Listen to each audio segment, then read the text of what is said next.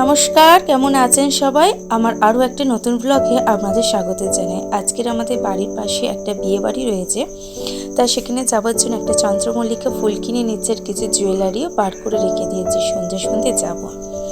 আমরা পৌঁছে গেছি। মাঝখানে যে সব মেকআপ করা, শাড়ি পরা সব কিছু তোমাদের সাথে আমি শেয়ার করতে পারলাম না। পরের দিন যদি কোনো ফের অনুষ্ঠান পড়ে তাহলে আমি অবশ্যই মেকআপটা তোমাদের সাথে একটু হলেও আমি শেয়ার করে নেব। এখানে ছিল চিকেনের কিছু প্রিপারেশন ছিল, স্টলে ছিল কাবাব মতন ছিল, পনিরেরও কাবাব ছিল, আইসক্রিমের স্টল ছিল। এখন বিয়েবাড়ি নতুনত্ব এই যে মকটেলটা এটাও থাকছে, এখানে সব রকম প্রিপারেশনেরই মকটেল ছিল।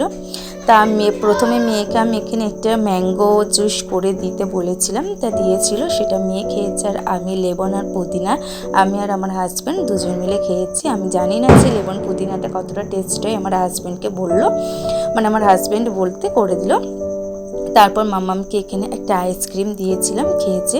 চলো ডেকোরেশনটা কিভাবে কি হয়েছে সব কিছু তোমাদের সাথে এক ঝলকে আমি একটুখানি শেয়ার করে নিই। ঘড়ির কাঁটা এখন বাজে 8:30 ঘরে আমরা এসেছি 8টার থেকে, একটু তাড়াতাড়ি আসলেই ভালো হতো। তা যাই হোক, আমরা এসে গেছি, অনেকটি দেরিতে এসেছি। তার মাঝখানে একটুখানি সেলফি তোলা, বইয়ের সাথে একটুখানি গল্প করা, বইয়ের কিছু ফটো তোলা, মাঝখানে এরকম হয়েছে। আর পনিরের এই যে প্রিপারেশনটা ছিল বেশ ভালোই লেগেছে। আমি প্রথমে একটুখানি ঠাকুমার কাছ থেকে ট্রাই করেছিলাম, তারপর ভালোই লেগেছিলো, তারপর আমি খেলাম। তা ওইসব খাওয়ার পরে ভাবলাম যে একটা মকটেল খাওয়া যাক। এখানে একটুখানি বরফ আর পুদিনা, লেবন, স্প্রাইট, থামস আপ দুটো সব কিছু মিলিয়ে মিশিয়ে একটা মকটেল করে দিয়েছিল। তা সেটাই একটুখানি খেয়ে ট্রাই করলাম, বেশ সুন্দরই হয়েছে মকটেলটা। এখন বাজে 9:30, 9:45 বাজে। এবারে ভাবছি খাওয়া দাওয়াটা সেরে নেওয়া যায়। তা খাওয়া দাওয়ার আগে আমি একটা মকটেল খেয়ে নিলাম, খাওয়া দাওয়ার পরে আবার একটা মকটেল খাবো।